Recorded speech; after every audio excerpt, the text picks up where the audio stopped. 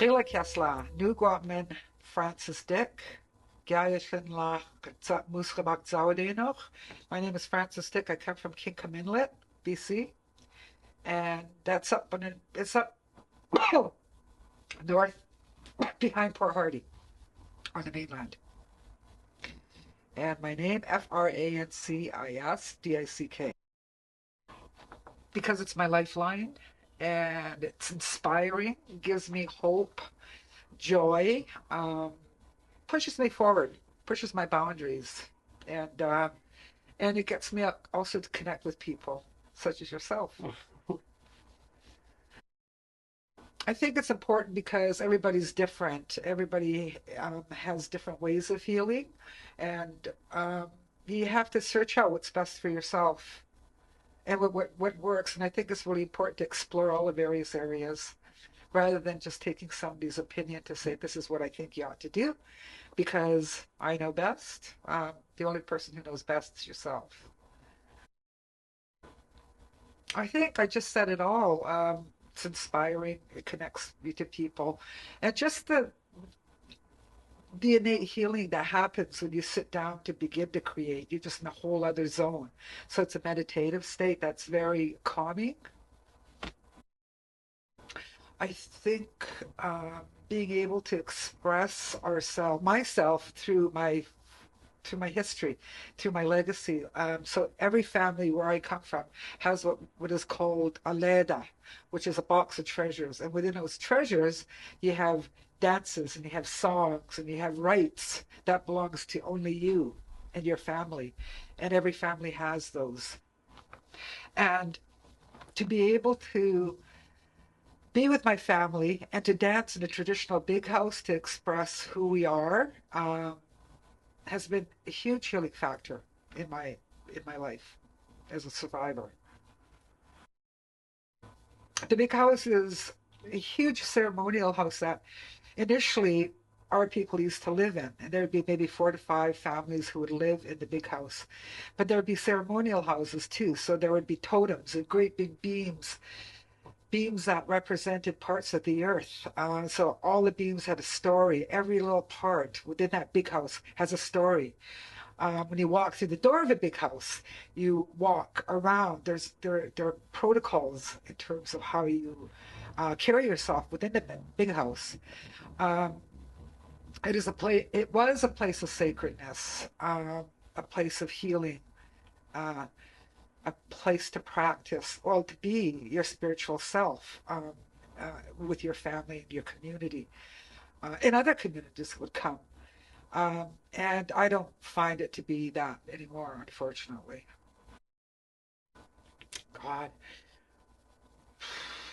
The very first time I decided that I was going to try to paint, well, to design and paint, was when my grandmother passed away. So my grandmother was very, very sick. She had lived a really long, healthy, beautiful life, and it was her time to exit. She's in a hospital. My family's coming down a hallway, and I could hear my grandmother speaking in our language, and she's telling the story about Kawadelakla, um, the wolf, the first wolf of King Comminlet, the first wolf that we are direct descendants of, the wolf that shed his animal form to become first of the Kinka people. She was telling the story in my language, and I thought it was really amazing that she was telling her story at her ending as she was exiting. Uh, and I never forgot that. So when we had the viewing of her body, I had the tape playing of her telling the story. Uh, my brother said, "You can't do that. That's just like basically a sacrilege." I'm going, "No, it isn't. It's grandmother's voice. I think it'd be really amazing for people to walk into this church and they'd hear her voice, but there's her body. Mm. Now she's gone. She's gone, but here's her voice, right?" Um, and so about 2 weeks after she passed, I started to contemplate doing a design for her and to honor her. So I did a design finally, showed it to my brother Bo Dick, and he goes, "I think that's amazing. Bring it to Victoria, show it to Vincent Ricard. I think he'll actually print it." And that's how it all started. I brought the painting down to Vincent. He said, "Huh, you're Bo Dick's sister. Interesting. Yeah, interesting use of color. Huh." Yeah, I like it. I'll print it. You don't have to pay me anything. I'll print it for you, and we'll split it. So it was my very first edition that I did was four wolves all in one body, and that was the telling of the story of my grandmother's beginning, our beginning, the legacy of who we are as the Dick family. And that's how it all started. The second piece was that 4 months later, my brother committed suicide, and I did a painting to honor him. And I just started painting to honor things in my life that were important to me, whether it was a tragic event or something that was inspiring. I decided I want to tell my story through painting. And it just unfolded like that. It's really curious. Since 85. Yeah. Wow. That's a long time ago. Yes, absolutely. And not just that, also, I think to be able to educate people who are interested in the arts. And I could tell a story through a painting about residential school or child sexual abuse or being fostered out, that sort of thing. Um, I think to educate is a really a big part of why I do what I do. Yeah, I work in wood. I also work in silver.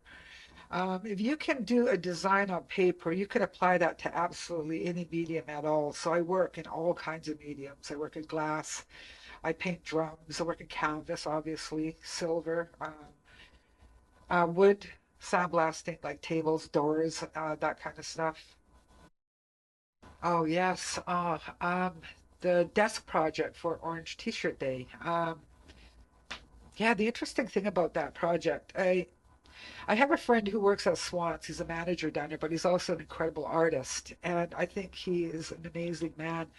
And he says to me one day when I'm down there, I call it my office, and I often meet people at Swans for, well, clients. And he goes, Francis, I got this gift for you. And I'm thinking, okay, something from Burke's flower shop or maybe money. He's like, check it out. And it was a desk, one of those old desks, like with the drawers down here, a wooden desk. Um, and I'm like, in my inside voice, what the fuck? And I went, oh, that's really wonderful, Scott. Thank you. Thank you so much. He goes, well, I think you could, design it, he said. And I went, okay, well, that's really cool. And I went back to my table. And about a week later, I was processing because the orange T-shirts are just everywhere, and every artist that I know has a design out there, and I never felt compelled to follow suit. I just I'm not sheep. I just don't. Not that that's what you are if you do that. Uh, I always like to do something different. And then I thought I could tell my story through desks. I could tell my residential school story through 12 desks. I mean, there could be more desks, but 12 is manageable. So we started collecting, and people have been gifting us with these desks, various types of desks, which I think is really incredible because everybody had various different kinds of personalities. We're all very different. And the first desk, I am actually going to honor my brother who is in residential school for 6 years at Port Alberni Residential School. And his affidavit was like the eighth thick. I mean, just the torment of that. And I was in residential school up at St. Mike's, and I was there for year and a half.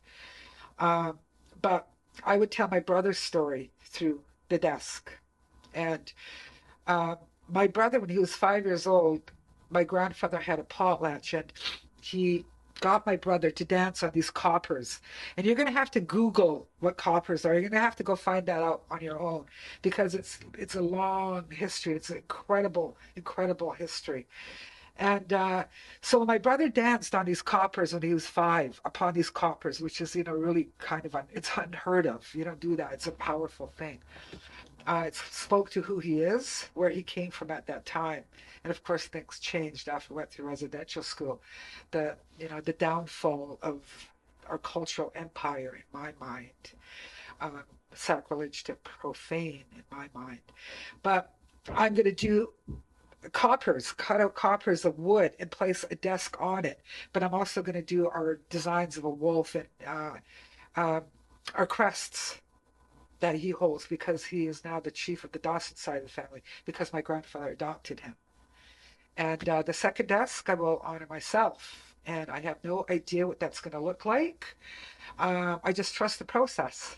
I trust that it's going to happen. I trust that the impact's going to be huge and it's going to be powerful. It'll be inspiring, but it's going to get you. It's going to get you right in your heart and in your soul. And that's what I want. That's what I want. And I don't know how I'm going to do that, but I'm going to do that. I do know that I would like a wall of women to be present while the desks are being brought out, wherever they're going to be brought out, because it's women who are the holders of the culture in my mind. They are the strength behind the culture. They are the chief makers. And so I would like a wall of women in they're in blankets and aprons, I think would be so extraordinary. And they open up to these 12 desks and the story unfolds. I don't know how, but it will. Uh, inspiration? Inspiration. To be inspired to look within so they could go forth in whatever way they need to go forth, to be able to have the courage to look first within and then without to move forward so that healing can continue. Because it's going to take generations and generations for all of this to dissipate. Yes, I titled it simply Jess, and Jess was my brother's name, Jesse. Jesse passed away. He actually took his own life in April of '85. He got back from being in Southampton, working there for 4 months in a West Coast shop, and he came back to live with me. And he was house sitting for his boss, and had called me on the phone after work. And I was teaching at the band school in Alert Bay. The school was in St. Michael's. St. Michael's was a residential school that I was in. So I taught in a school that I lived in when I was in residential school. So it's very curious. That building's amazing. But so Jesse called me a few times that day, and probably by the last call, I knew that he was up to something. And I got in my car that I just bought, didn't know how to drive really, it was a standard, to bomb to his place to where he was at. But the interesting thing about that was I took the long way around. I took the long way so that he could just go. That's what he wanted to do. And man, when I tell that story to people, they just like, fuck, man, like you could have saved him. He was my brother. I loved him. If that's what he wanted, I was going to honor that. So I took the long way around. I got there, and he had shot himself. He actually put a rifle on top of him as he was laying on a veranda of the place that he was living in, and he shot his face off. So we couldn't have a viewing. We couldn't see his body and to say our last goodbyes. And that was really hard for me. Hard for all of us. I have like three existing brothers. So I started this. I decided I was going to paint him about 6 years ago before I moved downtown. And the incredible process of sketching out his face, I thought was going to be really hard because he left without a face. So I was going to bring that face back. And that's what I did. And Wolf Cowdell, our first wolf, our story behind him subtly. Yes, this is a really contemporary, moving from, as you see in most of my portraits, this is really different, where I have the elements of design actually in her face, bringing her face up. This is my friend who I absolutely love and adore. Her name is Deb Reimer. Um, she sings in the Deb Reimer band. I go to their blues jam every Sunday, and they just moved downtown, so it's really perfect. It's perfect for me. And I think Deb Reimer is one of the most incredible women I've ever met in my life. Because I lost my mother at a very young age, I'm always attracted to women who are mothers who have built amazing children. And that's what Deb Reimer did, because where I come from, there's so many babies that are were not necessarily wanted babies, babies that just happened. And these babies eventually are just out there in the world somewhere else and they end up suffering. So I watched Deb Reimer and her daughter is amazing, Marlena Reimer. She now lives in Squamish. She's 30, I think she's 30 years old, 31 years old. But Deb Reimer basically raised her on her own as she worked full time for the government in this ministry office down here in Victoria somewhere. I have no clue. But she's powerful and she can sing. She is amazing. And um, just one of the kindest, thoughtful, you know, beautiful, brilliant. I can't say enough about her. That I've actually painted her 3 times. And people say that I stalk her. Well, I don't think I do. Do I, Deb? And that's my most current Deb Reimer water painting. Yes, I titled this piece Mr. John. This is the father of my oldest brother's girlfriend way back when my mom passed. So I was 6 years old then. And this woman, okay, it'll all make sense in the end. This woman was the kindest person that I could ever remember being in my life, was this woman, Barb Alfred. And this is her father, who passed away when she was 6. My mom passed away when I was 6. So we had that connection there already. And she sent me a whole package of old photos from Alert Bay. Within those photos was a photo of her dad. And I wanted to tell my story about my connection to Barb Alford and her kindness to me. Um, After my mom died, after I got out of St. Michael's residential school, because it just was, everybody was just so mean, it felt like. But she was just so lovely and kind. And I wanted to honor her through bringing her dad back through a painting. So I'm connected to her sister, Jerry Ambers, also, whose children were very, very close to Jess. So we're just this connection. Um, yeah. And I asked her what motif should I put in with the image, because with my family I put a wolf because of Cowdell, that's the wolf clan. And she goes, a thunderbird. So I put the thunderbird in the suit of his jacket. But I love the colors. I think it's one of my favorite paintings. It's really strong, but it's quiet.